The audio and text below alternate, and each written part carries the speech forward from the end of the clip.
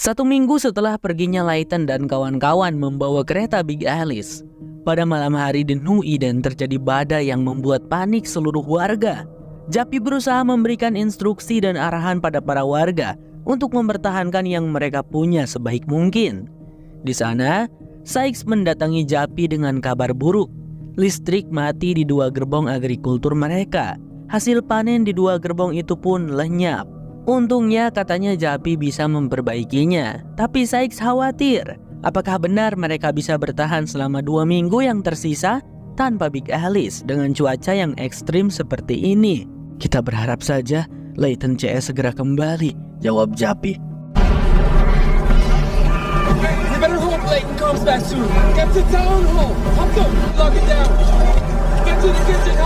Wow, suara apakah itu pemirsa? Jappy segera menginstruksikan agar semua orang berlindung di balai kota. Beberapa saat kemudian di balai kota, para warga protes dan panik tentang suara ledakan yang mereka dengar tadi. Jappy lagi-lagi mencoba menenangkan mereka. Kita akan memeriksanya besok saat badai sudah reda. Dan yang lebih penting sekarang adalah listrik yang kita punya. Kita semua harus bekerja sama untuk memperbaiki listrik kita dan juga mulai menjatahnya. Tapi kalian juga harus tahu, meski ini berhasil, paling kita hanya bisa bertahan selama sekitar seminggu, ungkap Jappy. Sontak semuanya heboh dan panik mendengar perkataan dari Jappy.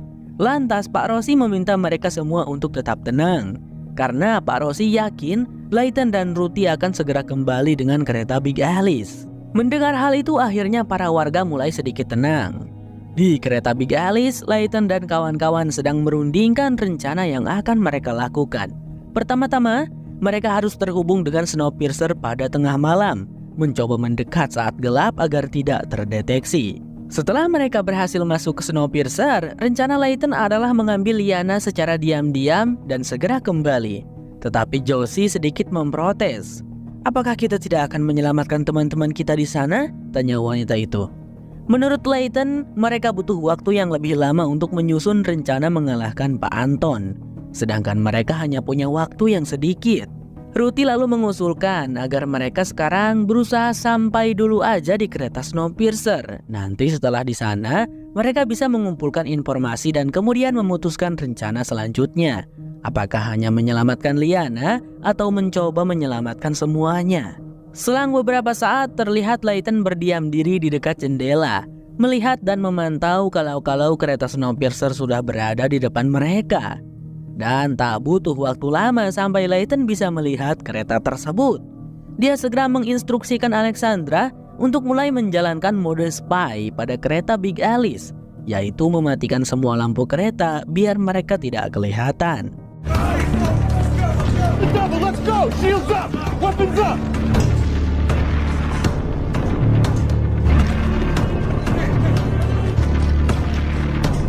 Tetapi saat Alexandra berusaha mendekati kereta Snowpiercer, tiba-tiba terdengar suara panggilan dari Pak Anton di radio mereka.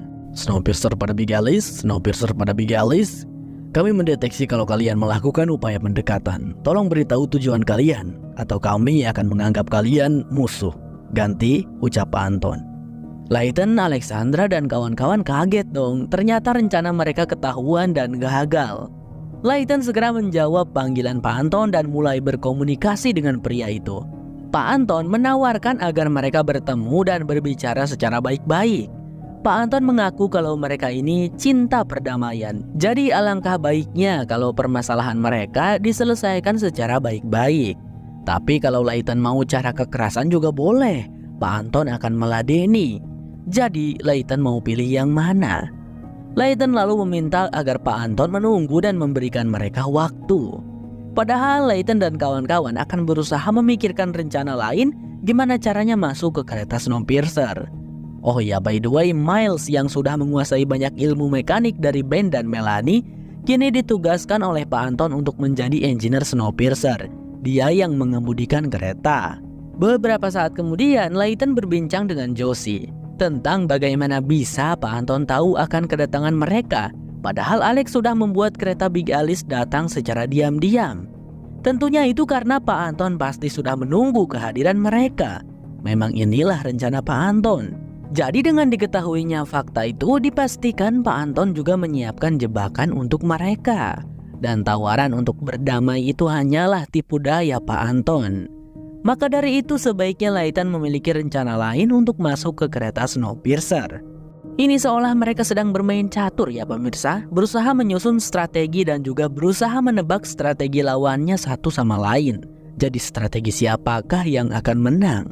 Saat fajar telah menyingsing, barulah Layton dan Josie memiliki sebuah rencana, yaitu mereka akan diam-diam melompat dari kereta Big Alice ke kereta Snowpiercer untuk menghindari kemungkinan jebakan yang menanti mereka.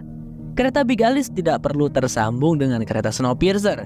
Nanti saja saat Layton sudah berhasil membawa Liana dan akan kembali, barulah Layton memberi aba-aba. Ruthie sedikit menyela. Tapi Layton, itu terlalu beresiko. Jika berhasil pun kita berdua akan lost kontak. Dan kami tidak akan tahu apa yang terjadi pada kalian di sana. Nanti kami harus bagaimana? Kemudian Layton menjawab, jika rencana mereka tidak berjalan dengan lancar, dirinya yakin Ruthie dan Alexandra pasti akan mengambil keputusan yang tepat. Dihubungilah Pak Anton untuk meminta izin mendekatkan kereta Big Alice ke kereta Snowpiercer. Dan Pak Anton segera mengizinkan. Setelah itu langsunglah Pak Anton memerintahkan satu prajuritnya untuk pergi ke gerbong agrikultur melakukan pemantauan. Dr. Nima tampak datang berkunjung. Lagi-lagi mempertanyakan tindakan Pak Anton yang berencana menjebak kelompok Layton dengan racun Gemini. Ya ndak apa-apa toh, ada 40 orang penumpang Snowpiercer yang sudah meninggal. Nambah beberapa lagi yang gak masalah kan? Ini demi umat manusia, ucap Pak Anton. Tetapi kenapa Pak Anton tidak membiarkan saja Layton masuk jebakan dengan sendirinya? Kenapa harus pakai acara ajakan perdamaian segala kalau ujung-ujungnya memang mau menjebak? Pak Anton di situ beralasan, ia ingin membuat Layton berpikir kalau dirinya memiliki harapan untuk mendapatkan putrinya kembali. Karena Pak Anton tidak tahu rencana gila apa yang bisa dilakukan oleh Layton. Untunglah Pak Tua ini tidak tahu kalau sebenarnya Layton sudah menduga adanya jebakan yang disiapkan oleh Pak Anton. Dan karena di situ Nima terus saja mempertanyakan rencana Pak Anton pun memberinya hukuman disuruh push up 20 kali. Tapi Nima cuma kuat 3 kali. Ya, Pak Anton di situ hanya mencoba untuk mempermalukan Nima di hadapan para prajuritnya. Selang beberapa saat, Nima memutuskan untuk menemui Ben yang masih berada di dalam kurungan box. Memberitahunya kalau saat ini kelompok Layton dalam bahaya karena akan diracuni racun Gemini oleh Pak Anton. Nima meminta Ben untuk memberitahu bagaimana caranya menonaktifkan penyebaran gas di gerbong agrikultur. Ben pun segera memberitahu Nima, cara menonaktifkannya Nima bisa mematikan aliran listrik yang ada di subtrain dekat gerbong agrikultur. Nima segera pergi meluncur ke sana dan setelah sampai di tempat yang disebutkan oleh Ben, hampir saja Nima berhasil menonaktifkannya. Tapi ia ketahuan oleh salah satu prajurit deras. Alhasil, Nima diseret oleh prajurit tersebut untuk dilaporkan kepada Pak Anton. Di saat yang sama, Pak Anton mencoba menghubungi Layton dikarenakan ia bingung mengapa Big Alice belum terhubung dengan Snowpiercer, padahal Big Alice sudah mendekat. Karena Layton dan Josie sedang melaksanakan rencana, terpaksa Ruthie yang menjawabnya. Wanita itu berusaha memberikan alasan yang logis kenapa mereka belum menghubungkan kereta. Ruthie meminta Pak Anton untuk menunggu. Sementara di atas sana, Layton dan Josie berusaha untuk melompat dari kereta Big Alice ke kereta Snowpiercer. Hap-hap, berhasil. Di depan sana, Pak Anton yang merasa curiga dan ingin menghindari rencana apapun itu dari Layton, segera menekan tuas rem, sehingga kereta Snowpiercer melambat, mengakibatkan kereta Big Alice menabrak bagian belakang gerbong Snowpiercer. Di atas gerbong, Josie hampir saja terjatuh, untungnya Layton dengan gercep menolongnya. Di gerbong agrikultur juga untungnya ada Dr. Pelton yang kebetulan berkunjung ke sana. Secara tak sengaja ia melihat kehadiran Layton dan Josie di atas gerbong. Terima kasih kepada Munir Sinyo 2222 yang udah ngingetin kalau dulu Bang saya memanggil Dr. Pelton dengan panggilan Bu Janet. Bu Janet pun berusaha mengalihkan perhatian prajurit deras yang berjaga di gerbong agrikultur agar prajurit itu tidak menyadari keberadaan Layton dan Josie di atas sana.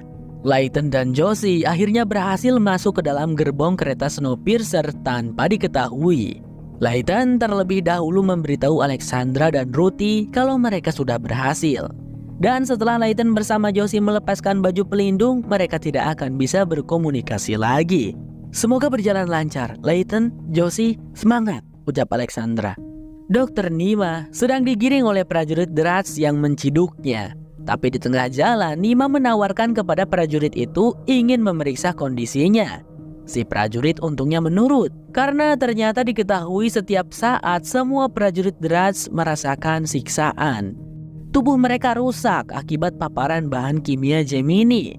Sistem pernapasan mereka pun tak berfungsi lagi, dan kini mereka harus bernapas dengan alat bantu pernapasan.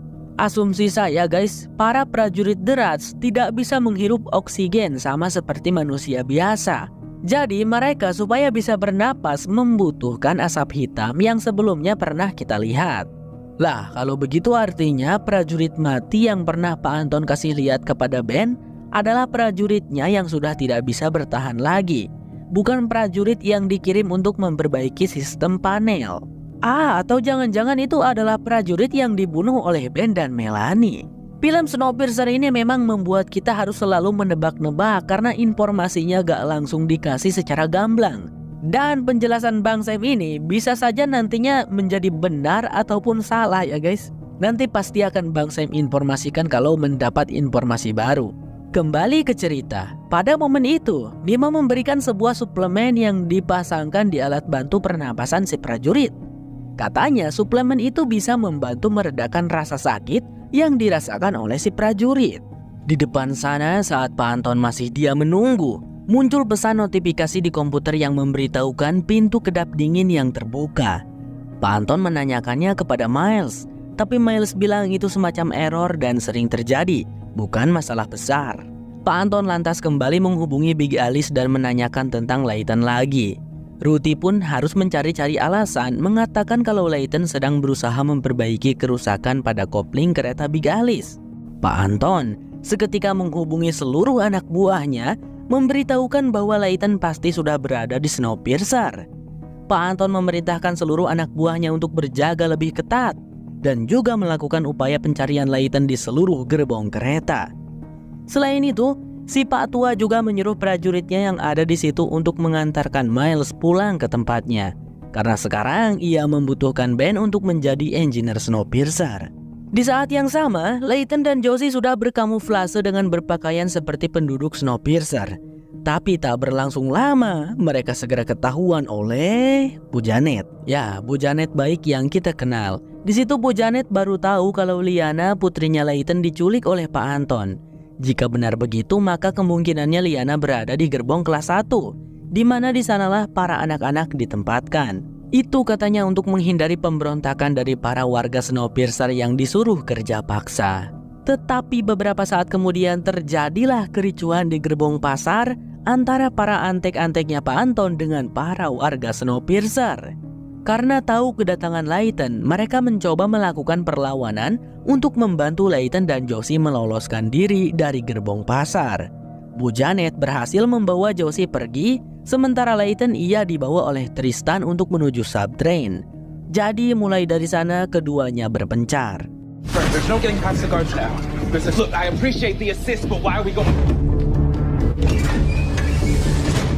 Scene kembali menyorot New Eden. Badai memang sudah reda, namun angin masih berhembus cukup kencang. Pak Rosie sedang bersama Carly putrinya. Sang ayah meminta Carly untuk menjaga diri baik-baik. Sekarang ini Pak Rosie hanya memiliki Carly, satu-satunya yang sangat berharga bagi hidupnya. Kita semua tahu kalau Anne, istrinya Pak Rosie, sudah tiada. Tiba-tiba Osweiler datang menginterupsi dan berkata kalau dirinya ingin menunjukkan sesuatu kepada Pak Rosie. Diajaklah Osweiler ke ruang kerjanya Japi. Kebetulan Japi juga ada di sana. Ternyata sesuatu yang ingin ditunjukkan oleh Osweiler adalah sepotong tangan manusia. Japi tentu saja shock melihatnya. Osweiler pun bercerita ia menemukan sepotong tangan tersebut saat berada di puncak bukit. Mendengar hal itu, Pak Rosie berinisiatif untuk melakukan olah TKP dan meminta Osweiler untuk mengantarkannya ke tempat di mana tangan itu ditemukan. Sementara Japi, Pak Rossi memintanya untuk memeriksa sepotong tangan tersebut. Tapi baru saja Japi hendak memeriksanya, ia kedatangan seseorang yang tak lain adalah Sykes. Japi segera menyembunyikan tangan tersebut. Melihat kelakuan Japi yang gelagapan, Sykes pun menjadi tahu ada sesuatu yang sedang terjadi. Dan jika Japi berusaha menyembunyikan apapun itu, Sykes akan merasa tersinggung dan sedih. Aku bertanggung jawab untuk pasokan makanan seluruh warga New Eden. Tapi aku selalu menjadi orang terakhir yang diberitahu akan suatu hal. Apakah karena dulu aku pendukung Wilford sehingga aku tidak dipercaya? Tanya Sykes. Japi meminta maaf dan segera meluruskan kalau perkataan Sykes itu tidak benar. Maka dari itu Japi pun memutuskan untuk memberitahu Sykes perihal sepotong tangan yang ditemukan oleh Osweiler. Mereka berdua lalu berusaha memeriksa dan meneliti tangan tersebut. Japi menemukan sebuah implan dari dalam kulit tangan itu. Japi mengetahui betul tentang implan tersebut karena ia juga punya di tangannya. Implannya berguna untuk membuka pintu di kereta Snowpiercer. Jadi, sepotong tangan ini adalah milik seseorang dari Snowpiercer? Siapa? Beralih ke Snowpiercer, Ben sudah dijemput dan langsung diterjunkan ke gerbong engine Snowpiercer. Pak Anton memerintahkan dia untuk menyambungkan kereta mereka dengan kereta Big Alice. Tetapi Ben berkata bahwa itu tidak bisa dilakukan. Hanya Big Alice yang bisa melakukannya. Atau mungkin sebenarnya Ben tidak mau melakukannya. Pak Anton kemudian menghubungi Big Alice dan memberitahukan bahwa dirinya tahu tentang keberadaan Layton di Snowpiercer. Jika kalian masih ingin bertemu dengan Layton, maka kalian harus terus mengikuti, ujar Pak Anton. Setelah itu dia menutup komunikasi dan memerintahkan Ben untuk melajukan kereta Snowpiercer dengan kecepatan full. Ben terpaksa menurut karena dirinya ditodong dengan pistol. Waduh, Bu Ruti gimana ini? Snowpiercer melaju lebih cepat. Kita harus bagaimana? Tanya Alexandra kepada Ruti. Ruti sempat berpikir sejenak. Lalu ia berkata kalau mereka tidak bisa meninggalkan Layton dan Josie, maka pilihan mereka saat ini cuma bisa menambah kecepatan juga. Di saat yang sama Josie berhasil sampai di gerbong tahanan dan Josie sempat mendengar suaranya Bastille. Tentu ia langsung menemui dan membebaskannya. Setelah terbebas, Bastille sempat menanyakan keadaan Audrey dan Josie menjawab Audrey baik-baik saja, sedang dirawat dia di New Eden. Mereka berdua lalu berangkat menuju gerbong kelas 1 untuk mencari Liana, putrinya Layton. Di subtrain, Dr. Nima terlihat baru saja berhasil membunuh si prajurit The Rats. Ternyata suplemen tadi adalah racun, bukanlah penyembuh rasa sakit. Tiba-tiba dia terciduk oleh salah satu anak buah Pak Anton. Tapi anak buah Pak Anton itu segera dilumpuhkan oleh Layton dari belakang. Akhirnya bertemulah Nima dengan Layton. Nima segera menjelaskan apa yang terjadi dan ia berkata bisa membawa Layton pada Liana. Dalam perjalanan Layton bertanya pada Nima apa yang sedang dikerjakan oleh Pak Anton, menyuruh seluruh penumpang Snowpiercer bekerja keras siang dan malam. Diketahui ternyata Pak Anton sedang berusaha melakukan retrofit pada kereta Snowpiercer. Sederhananya adalah memodifikasi untuk persiapan meluncurkan roket berisi senyawa CW0 di seluruh atmosfer bumi, agar seluruh bumi bisa normal kembali seperti New Eden. Tujuannya sangat mulia ya guys, tapi prosesnya itu yang tidak manusiawi. Dan supaya tujuan itu bisa cepat tercapai, Pak Anton membutuhkan mesin kereta Big Alice. Layton segera sadar kalau ini jebakan. Sedari tadi ternyata Nima sudah menghubungi Pak Anton lewat walkie-talkie. Direbutlah oleh Layton walkie-talkie tersebut, lalu dia berujar, "Awas ya, aku akan segera menemuimu Anton Suroton," ucapnya tegas. Untungnya prajurit yang baru sampai di tempat itu cuma satu orang. Layton segera menghabisinya sampai prajurit wanita itu tidak berdaya. Sayangnya, Nima memanfaatkan kesempatan itu untuk kabur. Jadi sebenarnya Nima ini setuju-setuju saja dengan rencana Pak Anton, kecuali di bagian membunuh kelompok Layton. Cuman di situ aja si Nima tidak setuju, karena sepertinya Nima sangat menjunjung perjanjiannya dengan Melanie. Sementara itu, Josie dan Bastille yang berhasil sampai di gerbong kelas 1 dan berusaha mencari Liana, mereka malah bertemu dengan Miles. Josie langsung saja memeluk anak angkatnya itu, melepas rindu 9 bulan lamanya tidak bertemu. Miles lalu memberi keterangan bahwa Liana tidak ada di tempat ini. Mereka bertiga hendak pergi lebih jauh ke depan, tapi tercegat oleh dua anteknya Pak Anton. Josie ambil langkah cepat menyuruh Bastille untuk membawa Miles pergi, sementara dirinya akan melawan kedua prajurit itu. Lebih tepatnya berusaha menahan mereka karena Josie tentu saja kalah telak melawan dua orang yang terlatih. Josie kemudian dibawa menemui Pak Anton.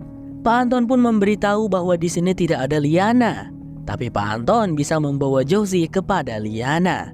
Namun Pak Anton mengajak Josie untuk bertukar Liana untuk ditukarkan dengan mesin kereta Big Alice. Di belakang sana, Alexandra menyadari kalau Snowpiercer belok dan pindah jalur rel. Alex kaget. Sejak kapan ada jalur rel baru di wilayah tersebut? Mereka segera ingat perkataan Audrey yang mengatakan bahwa kelompok Drudge memiliki sebuah markas. Sepertinya kesanalah tujuan mereka saat ini. Alex bingung haruskah mereka putar balik atau tetap mengikuti. Di luar dugaan, Ruthie mengambil keputusan untuk tetap mengikuti kereta Snowpiercer. Waduh, saya jadi khawatir pemirsa dengan para warga yang ada di New Eden. Apakah Big Alice akan kembali tepat waktu ke sana?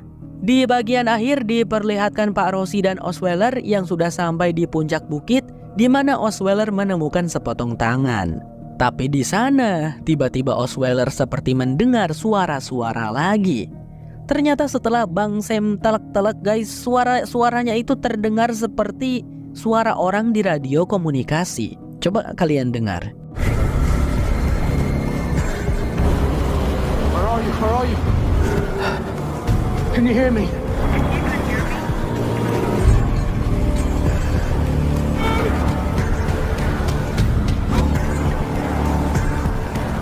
Pak Rossi di situ melihat sesuatu dan mencoba memanggil Osweiler. Tapi Osweiler terlalu fokus dengan suara-suara yang ia dengar. Alhasil Pak Rossi pergi sendiri untuk melihat sesuatu itu.